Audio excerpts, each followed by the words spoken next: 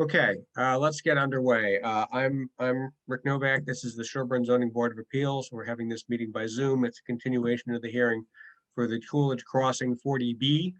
The fellow board members you can see are Ron Stefik and Jonathan Fitch. I think the first thing we're going to try to take up tonight is maybe an abutter letter that came in shortly before the last meeting. I'll call it the Meadowbrook neighbors, for want of a better group. And I know that they are here tonight with their counsel, and he wanted to say a few words. And then I imagine the applicant group will probably want to have some airtime as well, and maybe other questions can be asked. But I think at this point, I'll give the floor to, it's Mr. Murphy, right? Dennis Murphy? Yes, thank you, Mr. Chairman. My name is Dennis Murphy. I'm from Hill Law, and we represent the Meadowbrook neighborhood, including Gene and Jack Widmeyer. They're the ones that filed the petition about a month ago. This is my first matter in Sherburne, although I was involved in the Trask project while it was around before we had intermunicipal agreements. But it's certainly not my first 40B. I had a number of them during my tenure on the Duxbury Zoning Board, and it's the main focus of my practice today.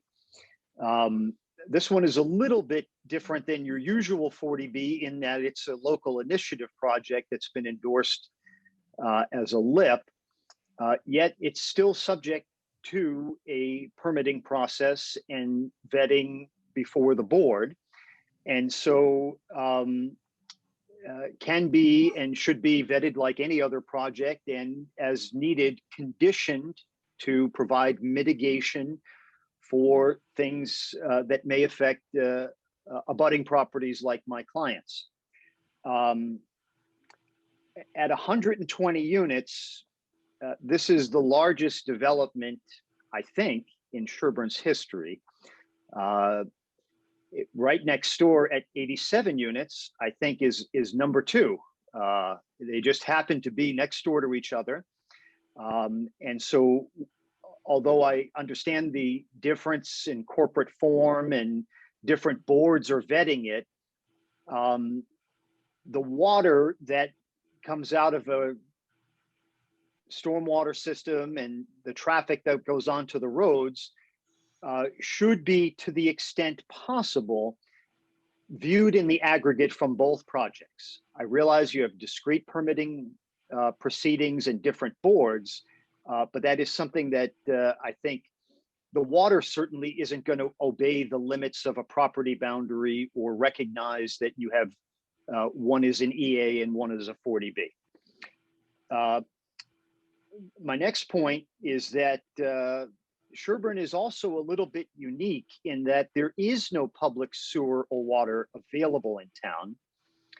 That is similar to many communities, including Stowe, where I just recently, my last Zoom was, the reason I was a moment late was finishing up there.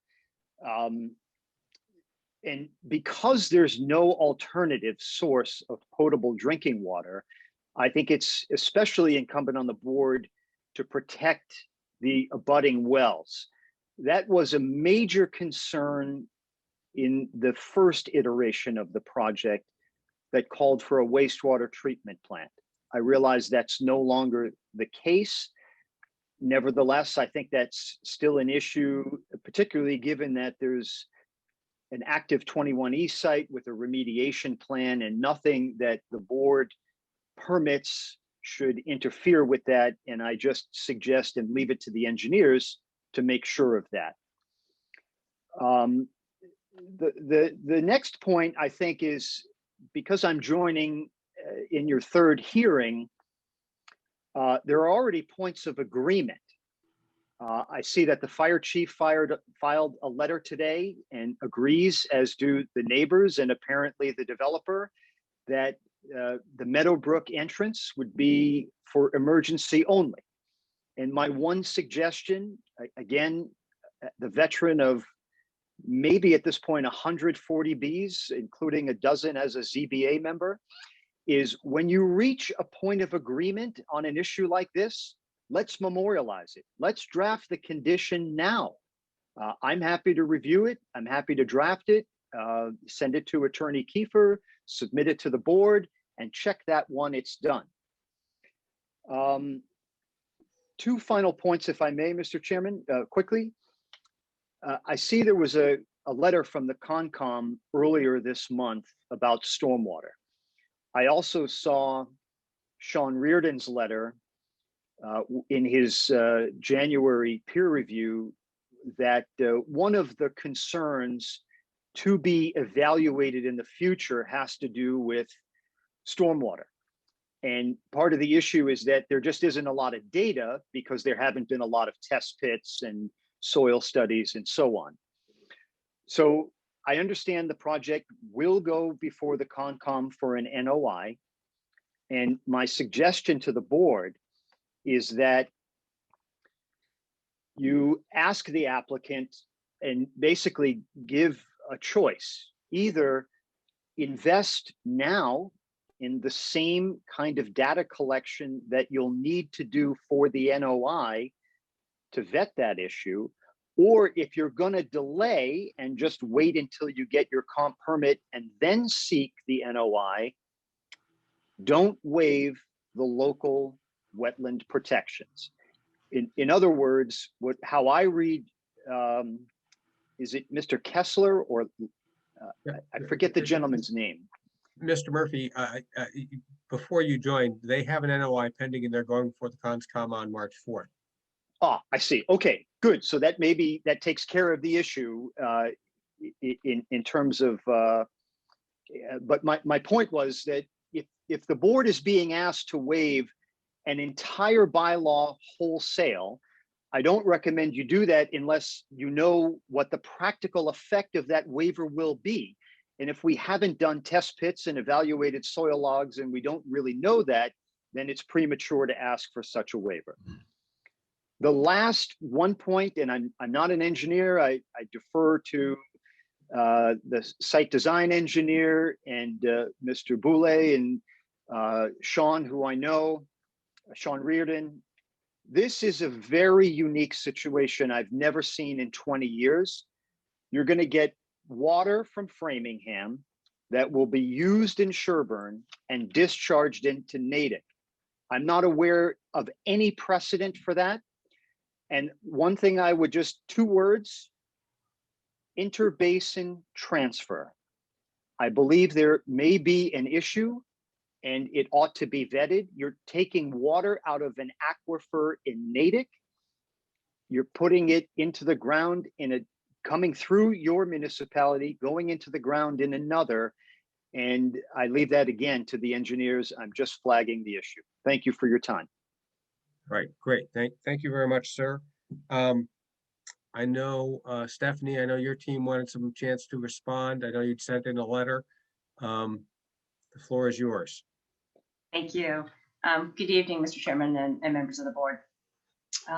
As you suggested, we had sent in a response letter on February 22nd to the Meadowbrook residents petition, for lack of a better term.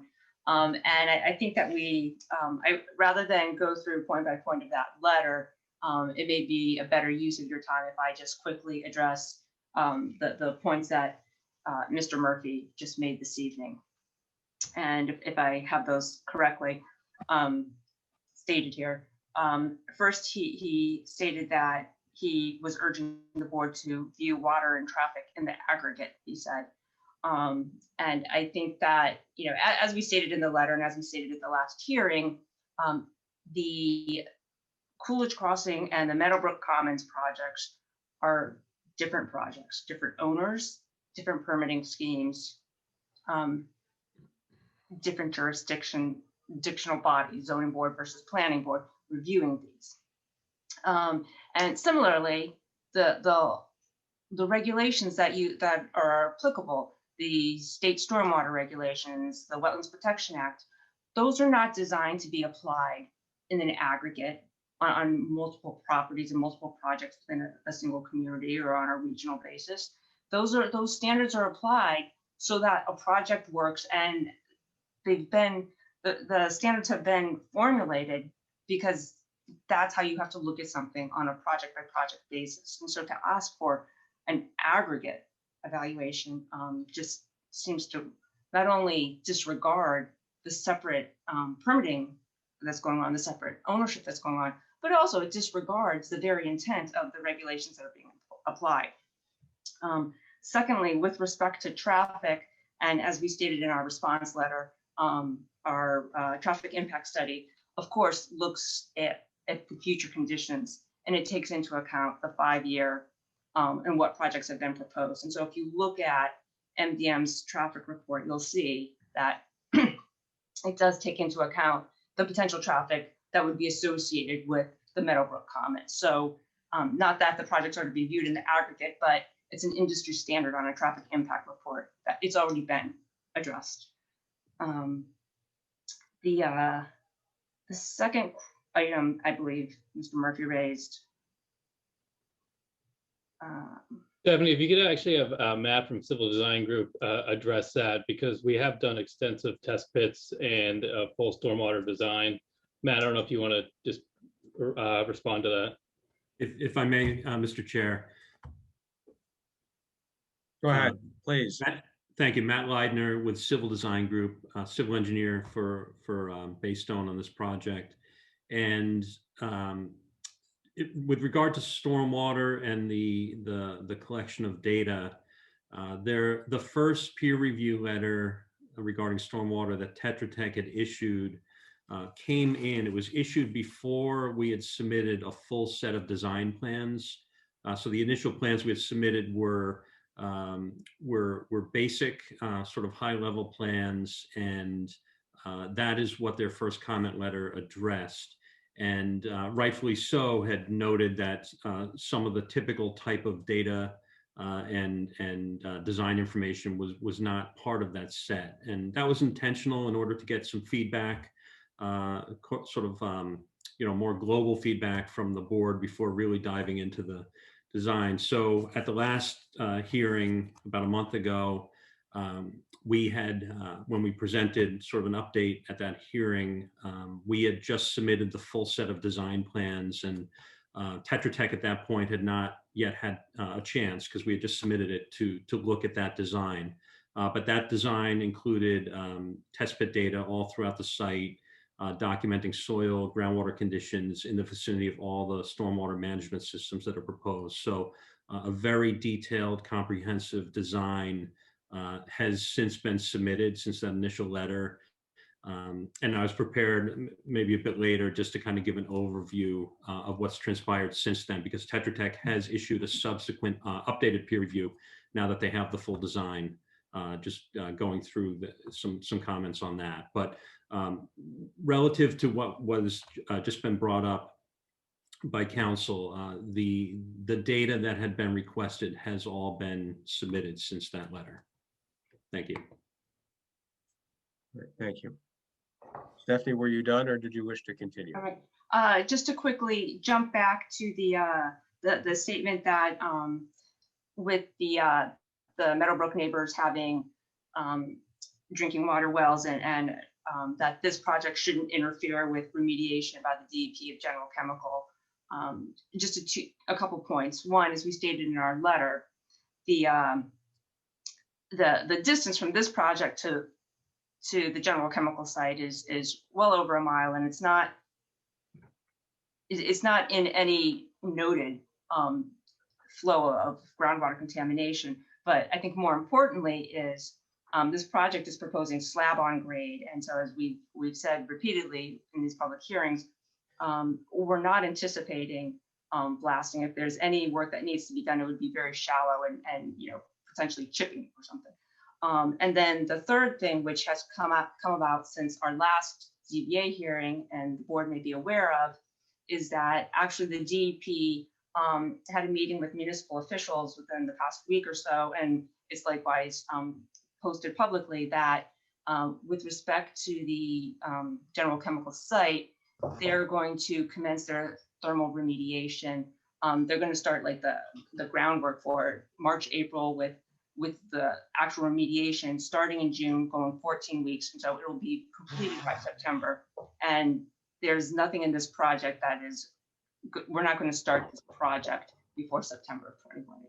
So there's absolutely no chance that this would be in conflict with the thermal remediation that is that's in the works right now and happily is going forward. And it's a $2.2 million effort, and I think it's to address 40% of the matter there. So that's great news for all of the Framingham, Sherburne, Natick. I think lastly, just the Meadowbrook Road access issue, as we stated in our response, that we've agreed to have it gated and locked.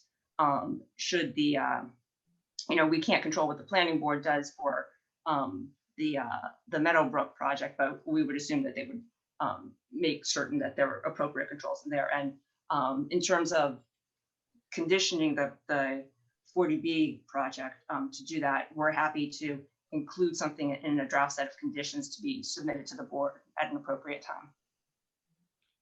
Mr. Chairman, if I may just address the interbasin transfer that Mr. Murphy mentioned. Please.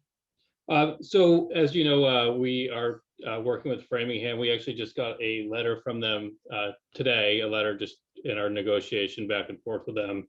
And they are an MWRA community, and Natick Sewer does go to MWRA as well.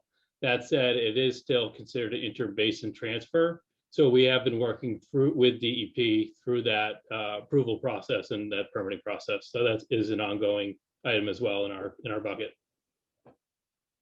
Okay, great. Thank you. All right, if I can ask, thank you, Mr. Murphy. Thank you, Ms. Kiefer. Thank you, Mr. Liedner.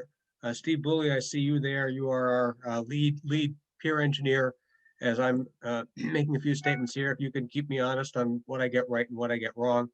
On the issue of water, I believe, and Todd, you can tell me if I have this one wrong, the proposed agreements, which are not yet in place, would require that if something happens with the water on Meadowbrook, they can hook into this new system.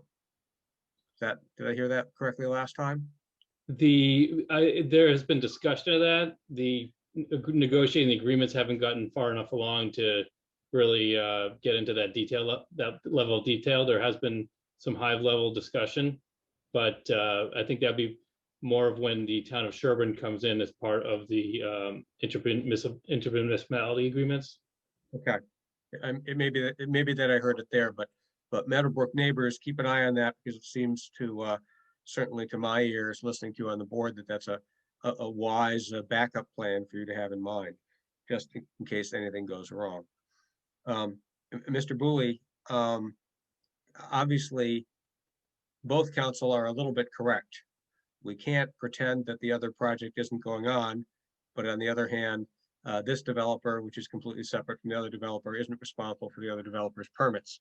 Are you comfortable as our peer reviewer that from a professional engineering standpoint, we're doing the right thing to sort of take a look at their stormwater management and their traffic and their other impacts with a view towards the background changing around them, which is the case for many projects, particularly urban projects? Yeah, I'd agree. And specifically related to stormwater, there's numerous areas where stormwater leaves, this site and the neighboring site. The stormwater design for this site took into account portions of the upgradient site from the neighboring development. We're pretty certain that, they have analyzed it in a way that, just for this property, but also took into account portions of the other property that may affect this one. So that's where, it was analyzed per Mass DEP regs, everything for the standards. So I'd leave it at that, it was designed in accordance with the standards. Okay, great.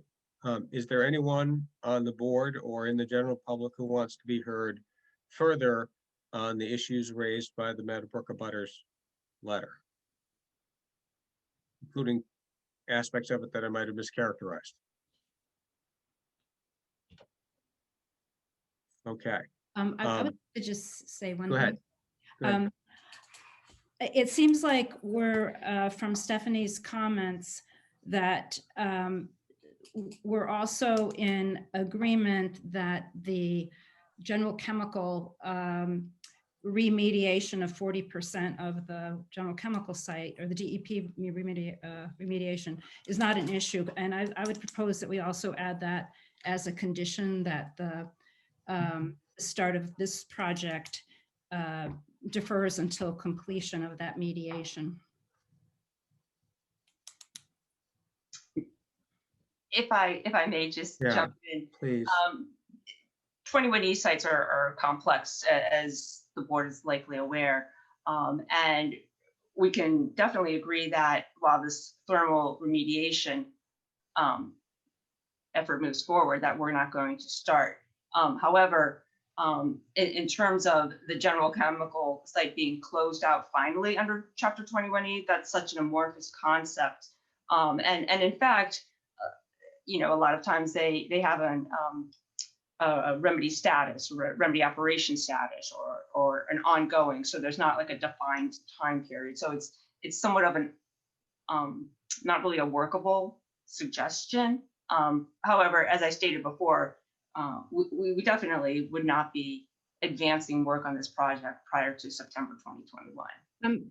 Just to be clear, that's all I'm asking. I understand it's a 30% remediation. This is really not a what if, and I'm not sure if you're aware, Stephanie, that actually a well on Meadowbrook and a well in Coolidge have in fact tested positive for general chemical contaminants. So I'm not sure if you're aware of that, because you from your letter. But so all I'm asking is not, this is never going to go away, probably, because it's not funded.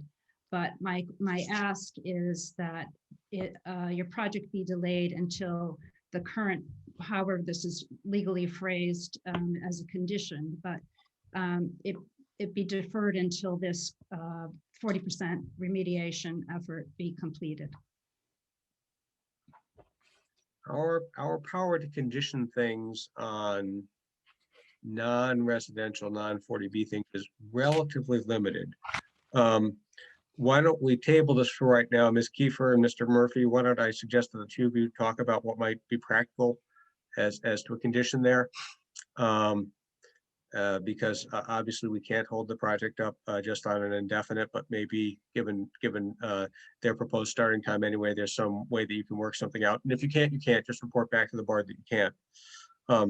Obviously, if the two of you can work out language on conditions for the access gate and other matters, we're always glad to have well-written words handed to us instead of having to draft them ourselves.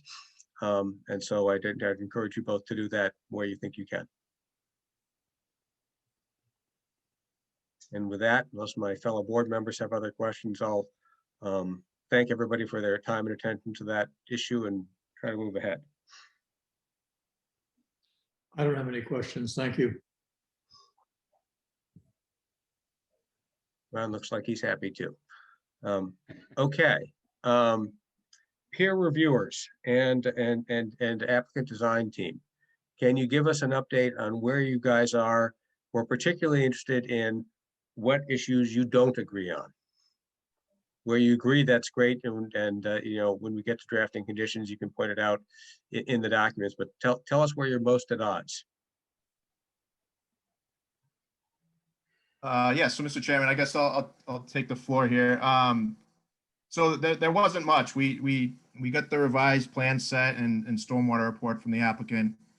You know, a lot of our initial comments, you know, which were macro, you know, kind of looking at it from a high level view, that a lot of those comments were addressed from our original letter, or we recommended conditioning. You know, we thought, you know, we're at a point now where we could condition a lot of these. We did have some later additional comments, you know, related to, you know, filling of the site and discharge to the MS4. And those were the two larger ones that we had noted. And I'll let the applicant, I guess, address those. But The site is completely reliant on fill to get the stormwater to work properly. That's our concern, really, from a traffic standpoint, where you could have potentially truck traffic that could be impacting the intersections that were studied in the traffic report. So we're looking to just get a cut fill analysis on the plans once the final plans are generated, just to see the magnitude of what that filling operation is going to be like. And also some of the site is the front portion of the site's discharging to the MS4 that's in Coolidge Street, which is the stormwater system that the town owns. There is an MS4 permit for the town. So, I just requested that DPW and the applicant and DPW kind of work on that issue, and whether or not, that discharge would be allowed. But really that was our main concern. All the test pitting looked fairly good for, recharge at the site. Yeah, I mean, that was our main concerns with the project. Okay, and it looks like you agreed with them that there wasn't a need for a separate pedestrian link. Did I read that correctly? Yeah, I mean, I haven't, well, no, not yet. Well, they do have the proposed trail system, which, I don't know if that would really cater to everybody that may live at this project. So we had requested, potentially doing a sidewalk connection with the abutting development to make sure that, people could use, walk around this site as well as the neighboring site, because there's really no other means of pedestrian, access throughout, pretty much all of Coolidge Street, especially in this portion of Coolidge Street. So, it's just something we threw out there to kind of, make it, have that connection between the two projects, and potentially condition it. I'd be happy to respond to those items, Mr. Chair, if that's appropriate. Please do. Okay, all right, and thank you, Steve, for that update. So I wouldn't necessarily describe any of those items as where we disagree. I think that so let me just go one by one. On the filling of the site, we agree. So we're on the same page. The site needs to be raised up a bit in order to achieve the required stormwater mitigation and achieve the required separation of the groundwater ledge and that sort of thing. So it's always been part of the plan. We've always known the site would have to be raised up to a certain extent to do that. And so we recognize that is the case. And so we're happy. And let me back up. We submitted a response letter to the latest peer review letter yesterday. And I certainly understand that just came in. So we have it. We thank you. Yep. Right. So, and in that response letter, we said we're happy to provide a cut fill analysis to quantify the amount of fill that would have to come in. And if appropriate, develop a construction management plan for that. So we have no objection to that or a condition to that effect moving forward. Relative to the MS4, again, we agree that so there's a small portion of the entrance drive because the site is being picked up. The entrance drive as you come in off Coolidge pitches up if you're driving into the site. So there's a small portion that either would have just flowed out onto Coolidge Street, or in this case, what we did is we captured it in a catch basins, are proposing to send it through a water quality treatment unit and then tie that water into the existing drainage network, as opposed to having it run into Coolidge Street and then get into that network. So we think it's a sound idea, but I certainly understand and respect Steve's position on that. And our plan is to reach out to DPW and just have that conversation and confirm that they're in agreement with what we're proposing in that one location. Does make sense. And then relative to the pedestrian access, again, this was something in the letter we just submitted, our response letter, but we appreciate the comment, and relative to the linkage between the two projects, there is the trail network proposed, which one could walk from this project to the abutting project or connect to another trail network off-site. But then also what we pointed out in that letter is that the emergency access drive, which connects or will connect the two projects, will be gated. And so so that will also serve as a connection that pedestrians could walk on that drive between the two projects. And we didn't see a need to also construct a sidewalk in that area because that drive will be gated. So there wouldn't be any vehicles on that part of the road. So I guess, it made sense to us just to have that be another connection point or potential connection point, but not provide a dedicated sidewalk for that connection. And refresh my recollection, you obviously know your plan much better than I do. If I'm using a wheelchair or a walker and I'm going along that roadway and I come up to the gate, how do I get around it? Does the pavement go around it for the width of a pedestrian? So the plan currently does not have the pavement going around that. So there's not a dedicated accessible route on the plan currently between the two projects. Okay, definitely something to think about. Steve, will want your guidance on whether that's a cheap fix compared to putting in a dedicated sidewalk the whole way. But if someone could be. Mr. Chairman, we can widen it at the gate so you can get around the gate without going through it. Thank you. Very simple. So it would seem. Okay, great. Thank you very much. Okay. And from a peer review standpoint, obviously the jury is not yet in, Steve, on the whole stormwater management because that's all going before the CONSCOM and that's still being vetted. No, we did a pretty comprehensive review on the stormwater. It works out pretty well. So, I'm comfortable with the stormwater design. Okay. At this point, we did have some minor comments, technical in nature, but it's nothing major that would change the the program of the site or anything like that. So I think their stormwater it's very well designed. It's a very detailed design. So we were happy with it, and for the large part it does meet the standard. Okay, great. Thank you. Gino, the Board of Health sent in a letter today. I think Stephanie wanted to respond to that, but would you make sure that Steve sees that Board of Health letter just in case any of it gets into his peer review areas? It may not, but let's just make sure it's vetted there.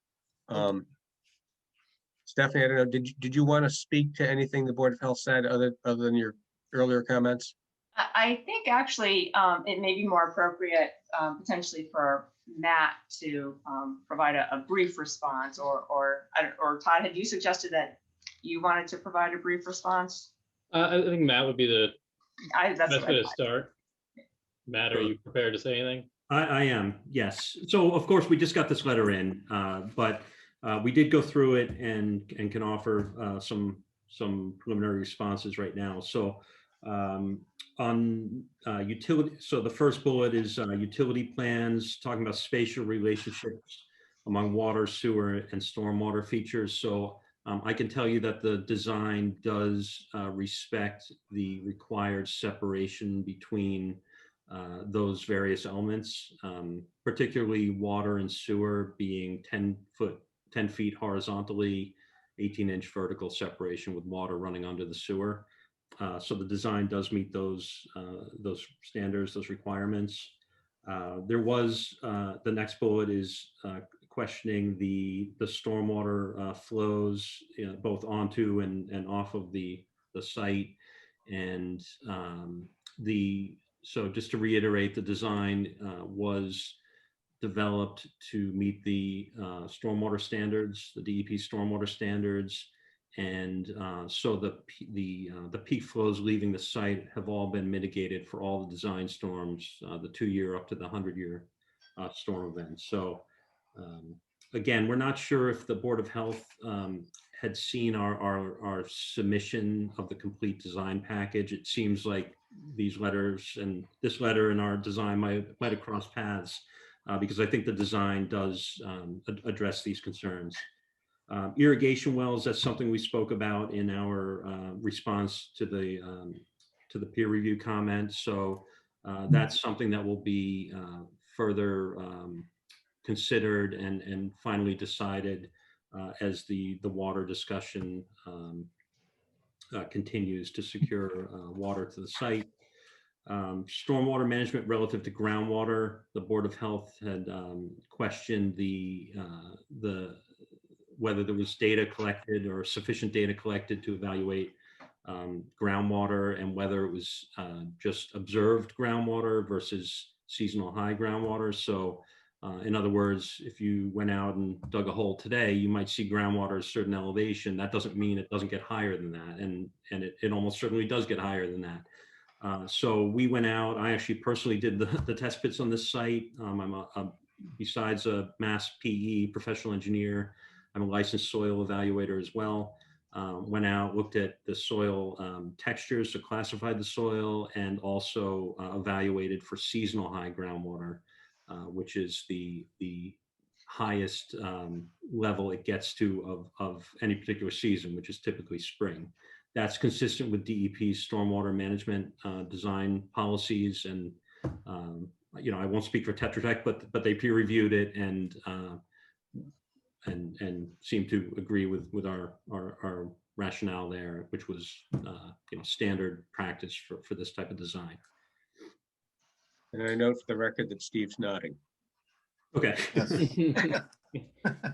Snow management, that's certainly something we can take a little bit more of a look at in terms of just kind of a plan for de-icing and what type of materials are used for that.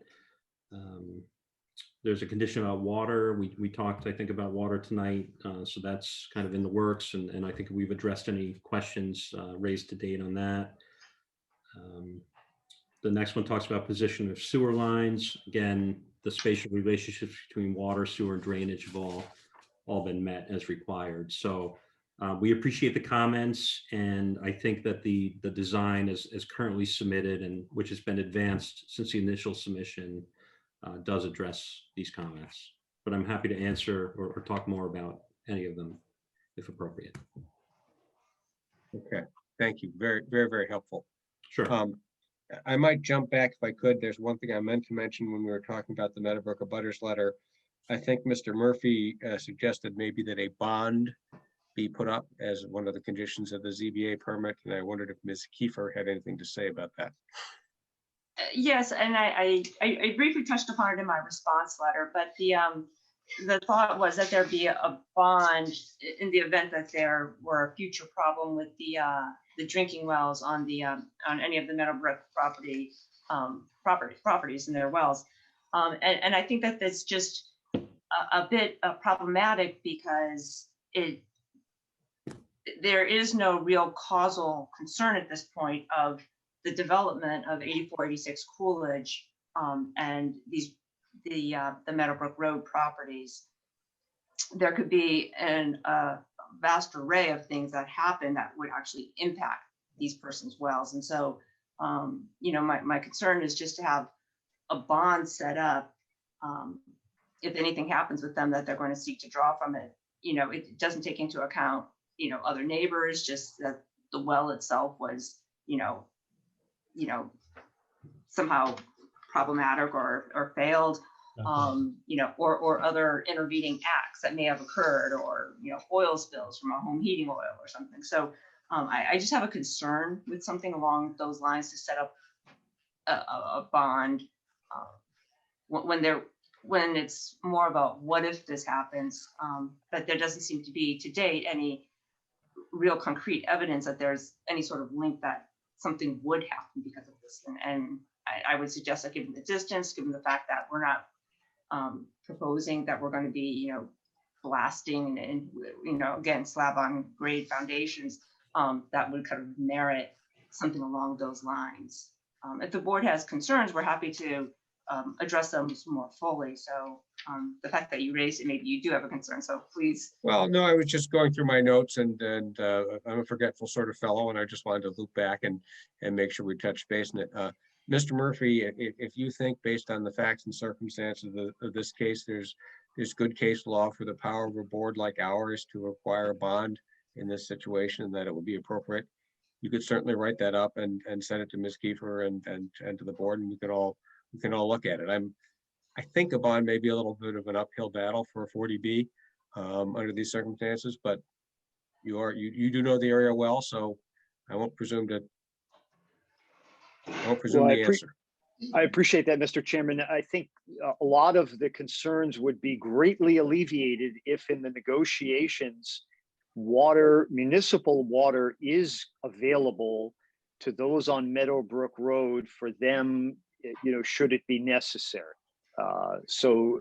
As I'm not involved in that process, but if that is a possible solution, I have settled many 40Bs for the simple hookup fee of connecting to town water. The issue is that it's not available currently. Well, for this one, the context is pretty easy. We'll probably be issuing our permit before that actual intermunicipal agreement is fully inked and in place.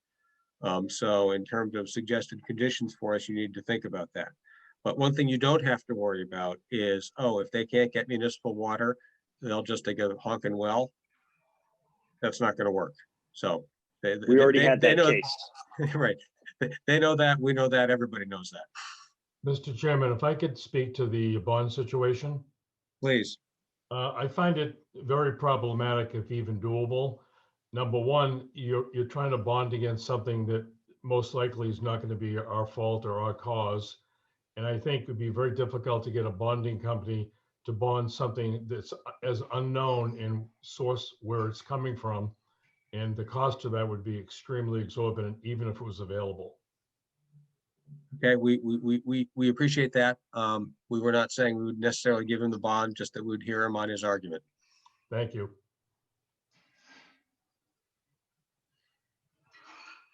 Board members, do you see the bond issue differently? I don't know. No, I agree that there ought to be an opportunity to present the law on why they might be entitled to seek a bond and what the legal authority would be. It seems to me like a difficult argument to make. Okay. Having covered Meadowbrook and the peer reviewers, applicant team, where do you want to go from here tonight? Obviously, Conscom hasn't, you may want to say, we want to go home. We want to spend this time getting ready to go to Conscom on the 4th. Mr. Chairman, I have a question. As you know, we're going to Conscom, and I don't know how many meetings that'll take, but it'll go through its own process. What else do you need from us from the ZBA's point of view to complete our process with you? I think your wetlands and to the extent the Conscom looks at your stormwater, those are the big issues. We've been through your traffic, your overall site design. I think, Steve, their overall site design is pretty well baked, right? Correct. The traffic has been vetted.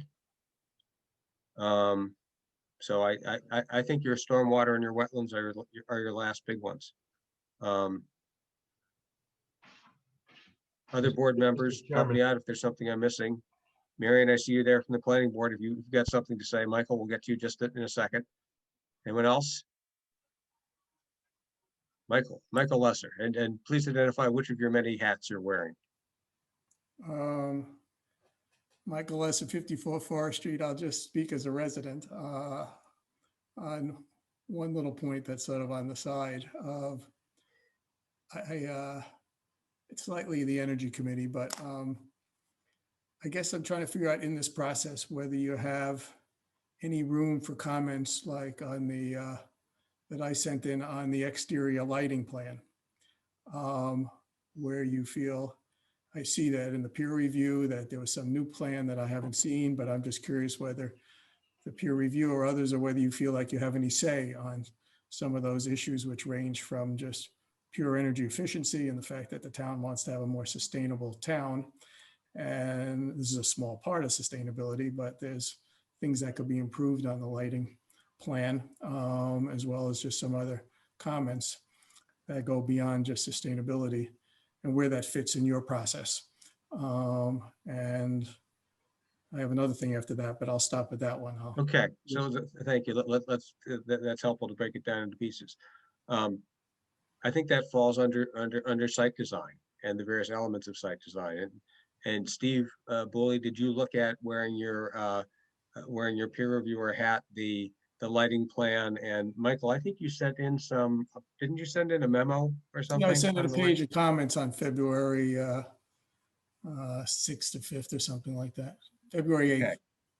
Okay. And Steve, if you have looked at that, great, give us your thoughts on it. If you haven't, just when we come back next time, you can say, I've looked at this and gee, he makes a great point that change X, or no, that's actually covered and it ought to stay Y, or whatever you think.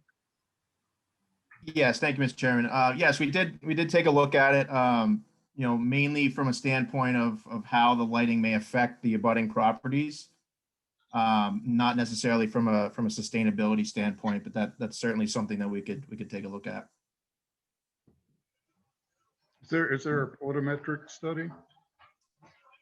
Yeah, so the lighting plan has it's not necessarily the full photometrics, but it has the light spill, in red on the lighting plan. And I'm sure there'll be more light spill over the property line at the residence. Yeah, there were two areas along Coolidge Street where there was some light spillage. And then one small area at the back, adjacent to the abutting development. Mr. Chairman, in the meantime, our lighting designer has adjusted the plan to take those into account. Okay, and that's very helpful. And when did that plan hit the table so that Mr. Lesser and other interested people can see it? Todd, is that plan gone out? Well, yes, but I'm not sure if he's referring to the spillage of over at the entrance, because there is a light at the entrance that does have some spillage into the Coolidge Street, which some people prefer in the design because it's kind of creates more of a light at the entrance. Are you referring to that spillage, or is there another location? Correct. So there's the one right at the main entrance, and then the one by the I guess the hardscape area. Over near the power line easement. Correct. But we can put a shield on that one, no problem, to screen that from reaching Coolidge Street.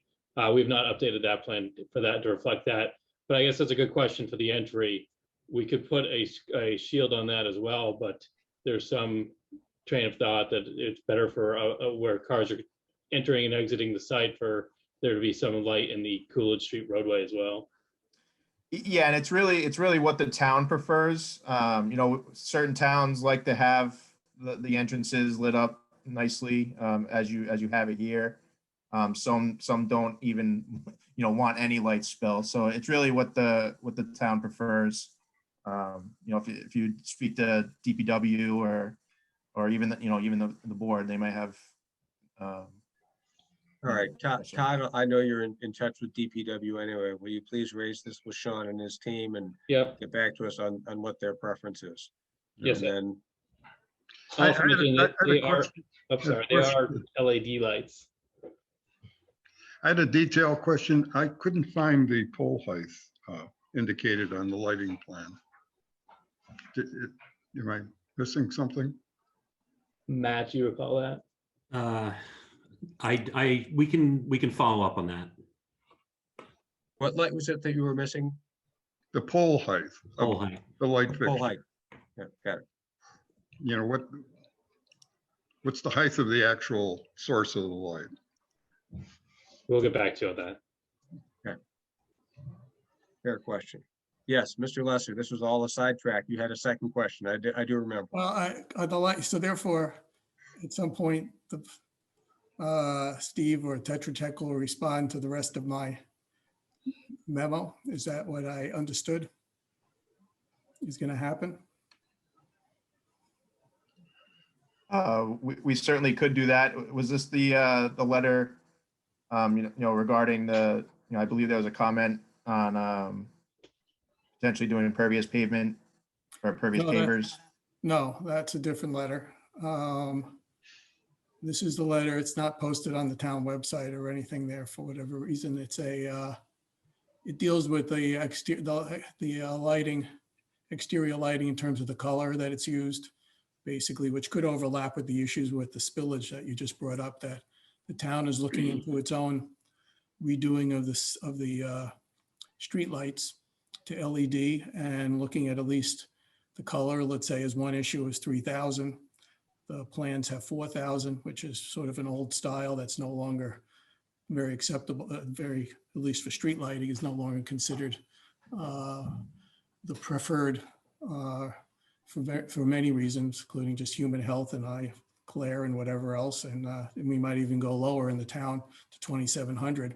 So where there's an overlap, it would be nice to keep it there. But I would say even for the site, it should be lower there, and as well as the efficiency of the lighting that was put on the plan, and whether it's dimmable. And there's a set of other issues that are put in that memo.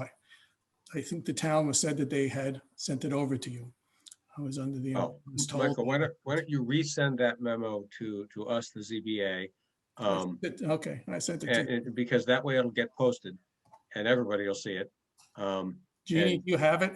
I have it, and I'm Okay. sorry I didn't get it up. I'll send it off to everybody. I thought I had done that, and I'll get it posted. Awesome. Thank you, Jeannie. And then Steve, if you'll take a look, and Matt, of course, if you disagree, but it sounds like there's a way through the thicket on this one. Mr. Chairman, if we could get that as well, I appreciate it. I'll send it Oh, to of course. everybody. Yeah, I hoped you had gotten it. I hope that was sent to everybody. Let's put it that way. It's, Sorry. Right. That's why we try to post things so that everybody can see everything. This one was a miscue. We're sorry. Mr. Murphy. Oh, wait, hold on for a second, Michael. Mr. Murphy. On the issue of posting, the Board of Health's letter from today is also not on the website. I know. Again, my fault. I had to leave, and everything's gonna get done tomorrow. Yeah, and that one just came in Jeannie's defense. Understood. All right, Mr. Lesser. I have two more points. I'll start with one. One is there room in this process for issues around whether the site, again, a little bit more of the sustainability side, whether it would have electric vehicle charging stations there, and whether there's room in terms of what your role is about whether just general efficiency of, let's say, water conservation, whether the appliances are water conserving, things like that, whether even what you do for toilets and water use, and whether you have a role in any of that kind of conditioning in terms of making the project. A fair question, but a limited role. I think all of those things are fair subject to bring up as to what's good, wise, fair design. In terms of our board conditioning or turning down this applicant, we have the usual handcuffs that we always have, which is if we turn them down or give them an unlivable condition, it better be based on something which outweighs, in the judgment of Hack, the compelling need for regional affordable housing. And so our odds of winning that on something like not enough electric vehicles charging stations are similar to me starting for the Celtics, even as badly as they're playing these days. Mr. Chairman, may I just address that? You've seen me play? No, okay, sorry. Oh, you got them. Go ahead, Todd. Sorry. At this point, I talked to their team. I think we're planning on doing a dual port charging station to each of the residential buildings. So there will be electric charging, and then for some of the garage buildings, it will be expandable if there's demand to add additional ones to the garages in the future. And we are looking at water and life-saving conservation methods, like our toilets, I believe we're looking at using our 1.28 gallons per flush versus regulation of 1.6. So there are certain things we're doing, looking at low flow shower heads and faucets. So it's all things we've considered and are trying to implement. We prefer it not be a condition, but it is stuff we are trying to implement as part of the project. Okay, so Michael, I think my suggestion to you on all those points is write them up, submit them in a letter or memo so that Jeannie can put it on the website.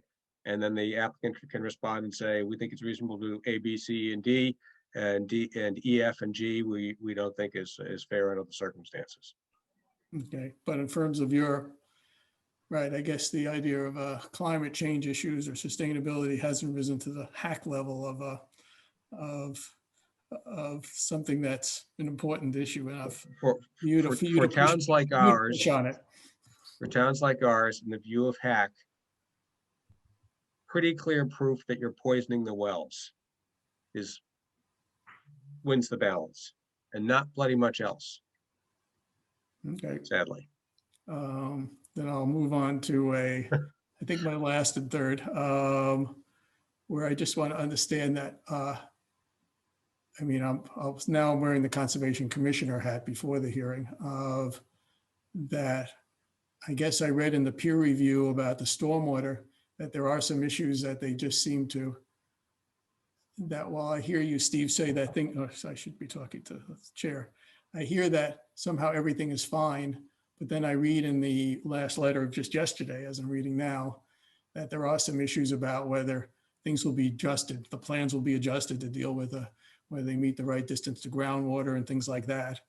And that somehow this does see, I assume there's still some work to be done on that, which will probably also come up next week anyway.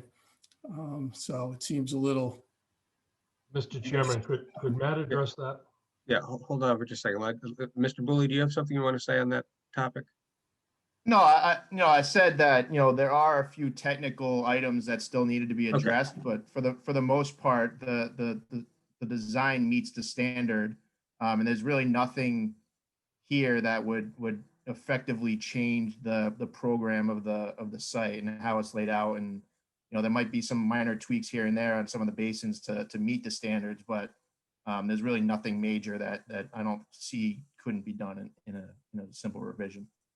Right. Mr. Liebner, did you have? Sure. I can't add too much to what Steve just said, but there were no remaining issues in the sense that the remaining sort of technical tweaks that we have left to do, we agreed to make those changes. So we're not in disagreement on anything there, and the plans will be adjusted. As Steve said, they're minor tweaks, nothing that changes anything fundamental about how the stormwater is managed or the site design whatsoever. So okay. We'll work on making those tweaks, and issues, will be fully resolved then. Right. Okay. And okay, sorry. I was going to say, I think I speak for my fellow board members in that we see the CONSCOM as sort of one of our key subject matter experts on this. And while we have to speak for ourselves and they don't speak for us, we are very interested to hear what they have to say. And therefore, we want to see what comes out of that NOI to make sure that there's something that we haven't missed, but that they see. Okay, I'll leave it at that then. Sure. Mr. Murphy. On the topic of stormwater, while we're talking to the engineers, can I just ask whoever's looked at the calcs if it's based on TP40 or on NOAA rainfall standard? I believe it was NOAA. Mr. Chair, if I may. Please. Yes, it was based on NOAA. Okay. And one more quick question. Do you both agree that there's MEPA triggers? I'd have to look into that, but Okay. Matt, I don't know if you have any. Yes, it appears at this point there are MEPA triggers. Okay, thank you. Okay. And follow-up question on that, development team, where are you in the MEPA process, or not yet there, and we'll file an E&F when the time comes? Or not yet ready to answer that question? That's okay too. Matt, do you want to address that? So we have not filed with MEPA as of yet. The MEPA process will look at the, well, we believe it will look at the two projects together. So this project and the Meadowbrook Commons project. And we are trying to finish and get through the water and sewer negotiation process and securing those because those would affect how we submit the materials to MEPA. So it's on our radar. We believe we're going to trigger MEPA, and we have not submitted as of yet. And as far as you can tell now, just knowing that you're guessing a little bit, your state permit is going to be what? The water flow, the sewer flows? The state permit would be at this point, it would be the interbasin transfer approval that would trigger the state permit. And then the project itself meets some of the thresholds. So the two combined is what puts you into MEPA. Okay. Mr. McDowell, the senior Mr. McDowell, you've been trying to say something and I haven't been giving you a chance. So here you go, sir. No, I think it's been covered. Thank you. All right. Anyone else not get their turn? Just like raising children, it's very important that everybody gets their turn. Mr. Murphy, you've had a lot of turns, but I know this will be my last, Mr. Chairman, and it's only because the subject of MEPA, and I'm not just talking to the engineers. There's a concept in MEPA. There's actually a regulation called anti-segmentation.